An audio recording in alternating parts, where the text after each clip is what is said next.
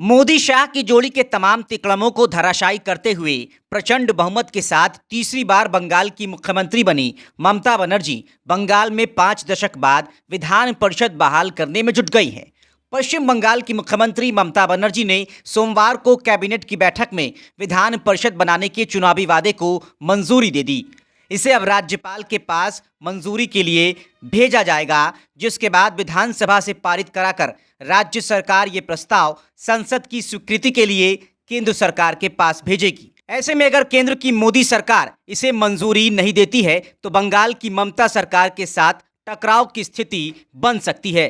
5 दशक के बाद बंगाल में विधान परिषद का गठन किया जा रहा है, लेकिन केंद्र में बहुमत वाली बीजेपी के रहते ममता का यह रास्ता आसान नजर नहीं आता। संवैधानिक प्रावधान के मुताबिक विधान परिषद का गठन करने या उसे भंग करने के लिए राज्य विधानसभा से प्रस्ताव पारित किया जाना जरूरी है, जिसे सदन के बहुमत से समर्थित होना आवश्यक है। इसके साथ ही संसद के दोनों सदनों में विधान परिषद के गठन का प्रस्ताव बहुमत से पारित होना जरूरी होता है। इस तरह से ममता बनर्जी विधान परिषद के गठन का दांव चलकर अब उसे केंद्र की मोदी सरकार के पाले में डालेंगी। ऐसे में केंद्र सरकार इसे स्वीकृति नहीं देती तो ममता बनर्जी सरकार इसे मुद्दा बना सकती है। बता दें कि ममता बनर्जी ने हाल ही में संपन्न पश्चिम बंगाल विधानसभा चुनाव के दौरान कई नेताओं को उम्र के चलते टिकट सूची से बाहर रखा था, जिन्हें विधान परिषद सदस्य बनाए जाने का वादा किया गया था।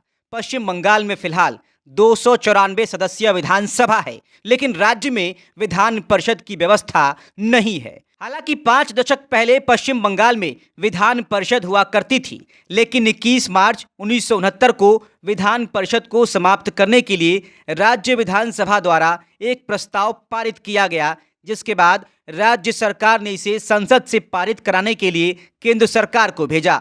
संसद में पश्चिम बंगाल विधान परिषद उन्मूलन अधिनियम 1969 को 1 अगस्त 1969 से लागू कर विधान परिषद को समाप्त कर दिया गया।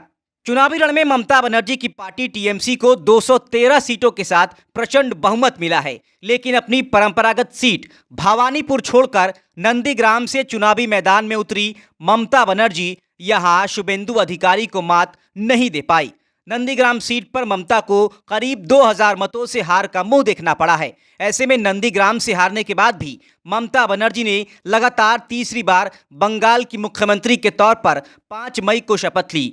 अब उन्हें अपनी कुर्सी को बचाए रखने के लिए 5 नवंबर 2021 से पहले पश्चिम बंगाल की किसी सीट से विधानसभा का सदस्य होना अनिवार्य है।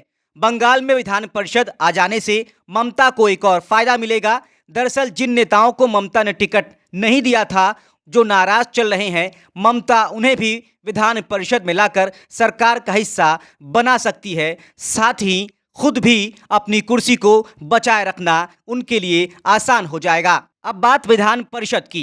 विधान परिषद की जरूरत क्यों पड़ी? क्योंकि विधानसभा के कई फैसले जल्दबाजी में लिए हुए हो सकते हैं। ऐसे में एक सदन ऐसा भी हो जो विधानसभा के फैसले को थोड़ा क्रिटिकली देख परख सके।